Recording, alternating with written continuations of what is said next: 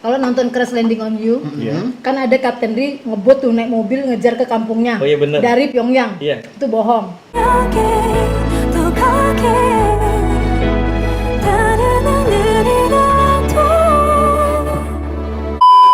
Aku di madu, ceng. Mas balik di studio OT, udah bener ikut OT.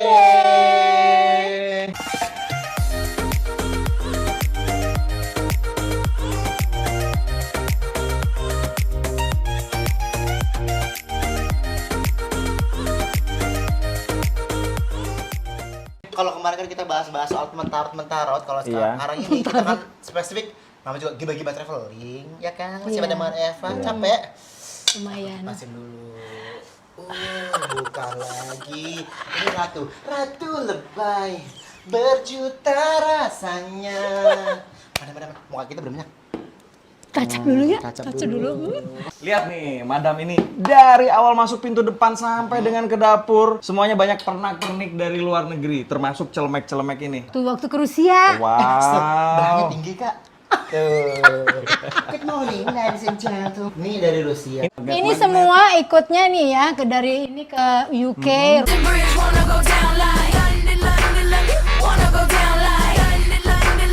Rusia. Follow the Moscow down to Gonky Park. India semua. Tumpah seair. Ikut OT. Mantap kan? Saya kumpulin jadi satu. Saya juga menyesal sih sebenarnya. Aku dulu beli magnet ini untuk oleh-oleh. Jadi aku nggak punya banyak karena kebanyakan dibagiin sebagai oleh-oleh. ya. Gitu. Sebentar. Ini sepertinya oleh-oleh asing banget. Ini unik Datangnya banget dari ya. mana, Madam?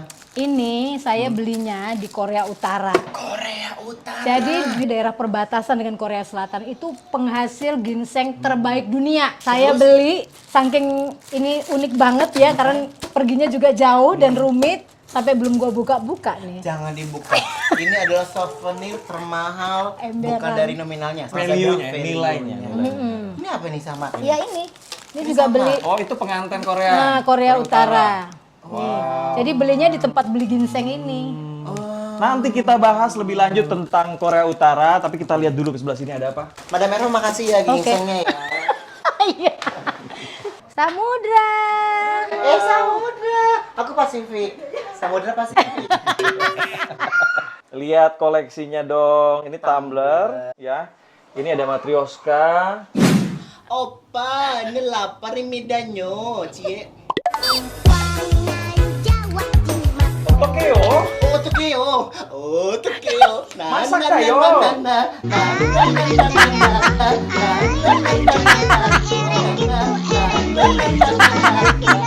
Sekali dong, gimana kok bisa nyampe ke Pyongyang?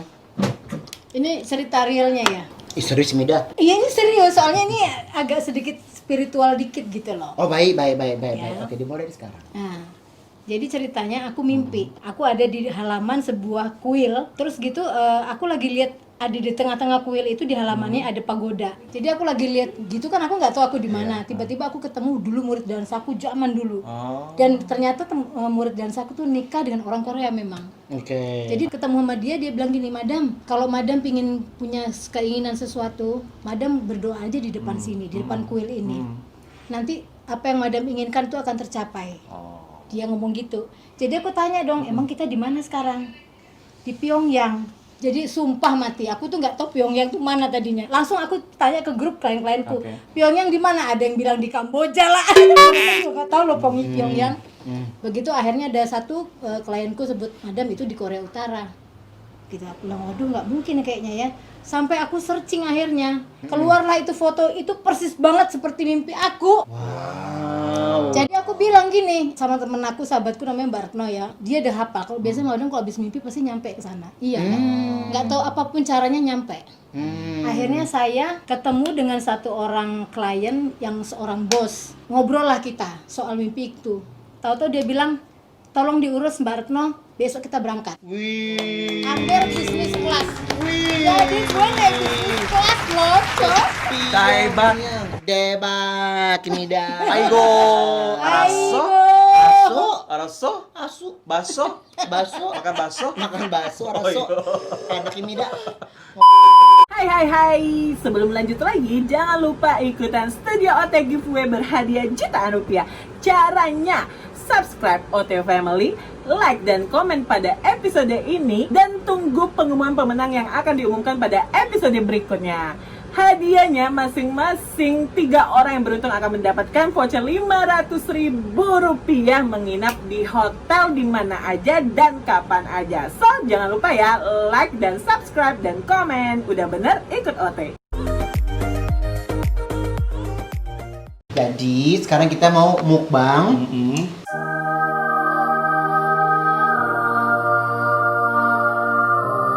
Hari ini disajiin dan dimasakin sama Madam Erva. Semur jengkol, balado. Pete cabai hijau. Pete cabai hijau. Tempe penyet dan juga ini ada Sate marangi. Sate marangi. Madam Erva, ayo mau ngambil apa? Silakan anggap aja rumah sendiri. Emang rumahnya? Emang rumah dia, mohon maaf. Kita yang numpang makan. Oh, kita yang numpang makan. Cerita-cerita tentang Korea Utara. Aduh bentar, ini jengkolnya enak banget guys. Memang enak kan? Persiapannya gimana sih waktu itu bisa sampai ke sana? Karena nggak ada yang direct langsung ke Korea Utara. Oke. Jadi semuanya harus lewat China gitu loh. Jadi kita ngurus visa Cina waktu itu. Ya itu, jadi visanya ada 2 ya, Korea Utara sama China. China. Jadi travel kita yang di sini itu berkomunikasi dengan travel yang di Korea Utara tuh hanya lewat email. Tidak nomor telepon, apalagi WhatsApp. Makanya kalau ada apa-apa gue gimana? Bagaimana?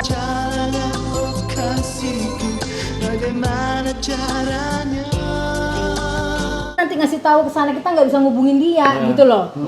Terus akhirnya ya kita bikin visanya udah di ACC, berangkatlah ke sana. Dan pas itu pertama kali naik pesawatnya Korea Utara, ya, aku kasih tahu nih, ini yang dahsyat seumur hidup gue naik. Jadi yang bisa pergi ke luar negeri itu hanya pejabat pemerintah Korea Utara.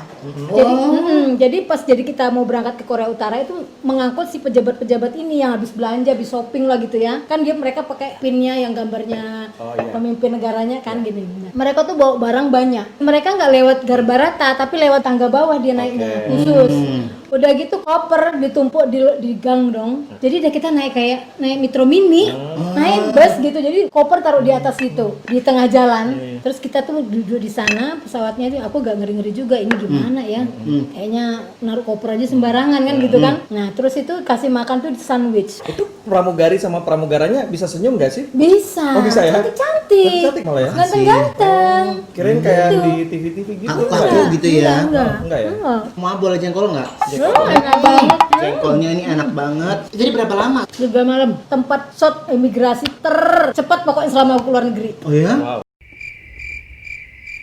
Jadi dia nggak pakai nanya, nggak pakai lihat muka-muka gitu, nggak ambil kita punya paspor, udah berangkat. Enggak ditanya dulu annyeonghaseyo. Enggak, dilihat juga kagak gue. Ku menangis membayangkan. Dan ternyata handphone pun dia tidak tanya kamera apa kamera, enggak. Begitu kita masuk, karena kita nggak ada nomor telepon si tour leader yang di sana, jadi mereka hanya ngirim pakai email yang mau berangkat namanya Erva ini dengan fotonya ini. Tapi dia di luar ternyata udah begini-begini. Hello Erva, hello Retno, langsung gitu kan. Jadi orang yang bisa bahasa Inggris di Korea Utara itu pasti anaknya pejabat. Oke. Jadi tour leader kita yang satu bapaknya pernah jadi diplomat di Lebanon, yang satunya di Swiss. Dan mereka bisa bahasa Inggris semua lancar dan mereka bisa main piano semua. Kalau anak pejabat lu harus sekolahnya tinggi, lu harus bisa bahasa Inggris bagus, lu harus bisa musik. Kayak itu dong, kayak Kapten Ri. Ya bener, Kapten Ray itu memang menggambarkan bener itu orangnya. Araso? Karena dia kan anak pejabat. Dia anak pejabat kan sekolahnya di luar negeri, dia harus bisa musik. Begitu masuk mobilnya si tour leader ini, nomor 1 yang dia ucapkan adalah kalau kamu beribadah, biarlah beribadah hanya kamu dan Tuhan kamu yang tahu. Dan ternyata kita itu menginap di hotel terbaik di Pyongyang. Aku tuh nggak tahu, jadi setelah keluar dari Korea Utara, aku baru tahu bahwa hotel yang kita tempatin itu dulu pernah ditempati pelajar Amerika yang meninggal itu loh. Dia bandel. Jadi dia masuk ke lantai 5, dia hanya ngambil poster sebenarnya, tapi kan CCTV ada. Dia hanya ngambil poster propaganda, maksud dia mungkin kenang-kenangan nih kalau gue pulang nih gue ada poster propaganda gitu loh. Tapi kan dia nggak ditangkap kan, dia kan masih 3 hari di sana. Begitu sampai di bandara kan ditangkap. Akhirnya dipulangkan ke Amerika udah pakai alat bantu pernapasan semua, nggak kuat dia. Itu dianggap sudah menyalahi, sudah melanggar aturan. Aku memang dikasih tahu sama dia jangan pergi ke lantai manapun kecuali ke lantai kamarmu. Ternyata di lantai 5 hotel yang kita nginep itu adalah ruang untuk propaganda. Jadi itu selalu mati, tertutup dan nggak boleh dimasuki. Sebenarnya dia nggak ribet kecuali kita melanggar Mematuhi, itu aja ya, mematuhi yang kita penting aman. kita patuhi di sana. Salah satu petuah dari orang tua kita juga ya. Kemanapun bumi jedija, di sana langit kita harus menuju. Kalau kita jalanin itu nggak ada Iya, masalah betul gitu sekali. loh. Dan satu lagi ini, hotel bintang 5, TV-nya bagus nih. Tapi filmnya Jet Li zaman dulu, Jackie Chan zaman dulu. Jadi mereka taunya rakyatnya, oh di luar sana ya kayak gini. 3 hari di sana ke tempat apa aja? Yang paling menarik nih, Nah. yang paling menarik adalah di perbatasan Korea Utara dan Korea Selatan. Apakah Ada apa di sana? Jadi tidak seperti tentaranya tuh galak gitu, enggak. Lihat ya saya foto dengan tentaranya. Tentara dari 12 sisi. Enggak, karena aku di Korea Utara, aku Oh, tetap di sisi Korea utara Utara, ya? tapi aku bisa lihat Korea Selatan. Oh, Jadi gitu. mereka berjaganya tuh menghadap-hadapan begini. Oke. Nah, ini lucu tau. Masa mereka cute-cute gitu ya nggak sih kayak di film-film? Enggak sih. Terus di sana itu makanan ya, daerah distriknya itu dekat dengan perbatasan itu yang penghasil ginseng. Itu kita ada jamuan makan seperti king dan queen gitu loh. Jadi semua tuh makanannya makanan raja. Dan karena aku memang penggemar makanan Korea ya, Wow. Cocok. itu enak banget yang ayam isi ginseng itu.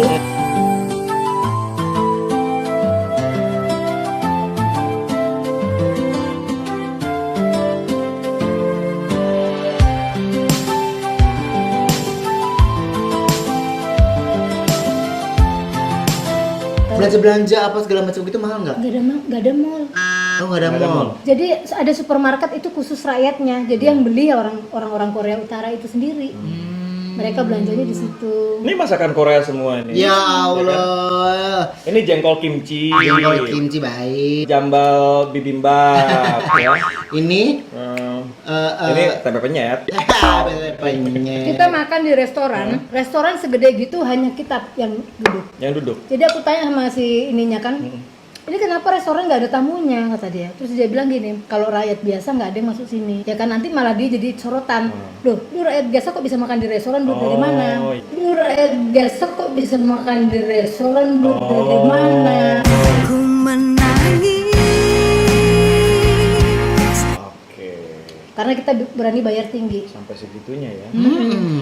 Nih, satu lagi ya. Kalau nonton Crash Landing on You, Iya. kan ada Kapten Ri ngebut tuh naik mobil ngejar ke kampungnya. Oh iya bener. Dari Pyongyang. Iya. Itu bohong. Karena aslinya kota Pyongyang itu jalannya gede, mobilnya nggak ada.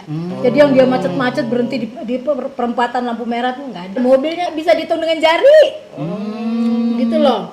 Jadi dia bilang dia memperkenalkan nih si tour leadernya sama supirnya. Ini supir kita udah pengalaman menyetir selama 30 tahun tanpa pernah tabrakan. Aku sama Mbak Retno dalam hati, gimana mau tabrakan? Orang Gak ada pernah mobil. papasan. Iya, bener.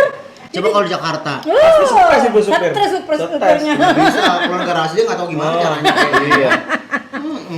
Aku sama Agil juga ada rencana nih, pengen ke Korea Utara. Tips and triknya supaya kita bisa dapat foto cantik di Korea Utara yang katanya itu susah banget. Sebenarnya foto nggak susah, cuman dia menjelaskan nih TL-nya bahwa jangan sekalipun memfoto sesuatu yang bentuknya sedih atau kayak mamanya ada orang terpuruk di pinggir jalan itu nggak boleh difoto sama dia. Jadi kayak mamanya kan biasa ya ada gembel kayak ada apa di Iya, iya. Indonesia juga ada kan itu nggak boleh. Dia tuh harus menunjukkan kotanya tuh bagus. Oke. Jadi kita tuh memang diperhatikan banget mau foto apapun. Kalau dia bilang boleh bu, baru foto. Terus kan kita nggak kesana nih nggak sah kalau nggak foto di 2 patung pemimpin Oh, iya. negara itu sebelumnya ya. Boleh? Boleh. Boleh. Syaratnya ketika memoto patung ini jangan terpotong kepalanya, ya kan? Kadang-kadang kameranya fokus ke kita kepotong Iya, kan. iya. Jadi kita ngambilnya harus benar-benar kita maju supaya patung itu kelihatan semua. Kelihatan semua. Kemudian ketika dipoto di patung itu kita tidak boleh Bergaya apa segala macam. Diatur nggak gayanya. boleh. Itu harus kayak orang baris Sikap berbaris. sempurna. Sikap sempurna. Kayak mau upacara. Nggak boleh melencong-melencong gitu, nggak boleh. Terus kalau kita mau balik itu kita foto hanya membelakangin sebentar. Nanti kita mau perginya kita harus mundur. Oh. Jadi nggak boleh membelakangi ya? Nggak boleh. Gitu loh. Mau keluar dari areal itu kita mundur. Dan pengantin di Korea Utara di Pyongyang terutama ya sebelum nikah mereka harus minta izin sama patung 2 itu. Oh bisa hidupnya begitu. Caranya gimana? Ya mereka datang udah pakai baju pengantin. Jadi mereka harus nyembah dulu si patung minta izin. Gua bawa gue ini mau nikah. Mau nikah. Terus ngasih bunga semua keluarganya. Baru bisa menikah di gedung. Jadi nomor 1 harus minta izin sampai segitunya loh. Segitunya ya. Pagi, sekarang saya berada di kota Pyongyang, Korea Utara. Sekarang kita di atas bukit di mana ada monumen presiden pertama dan kedua di Korea Utara. Yuk kita lihat yuk. Ada di belakang saya. Presiden Kim Il Sung and the Kim Jong Il. I'm happy to be here. 감사합니다. You can take my bag here.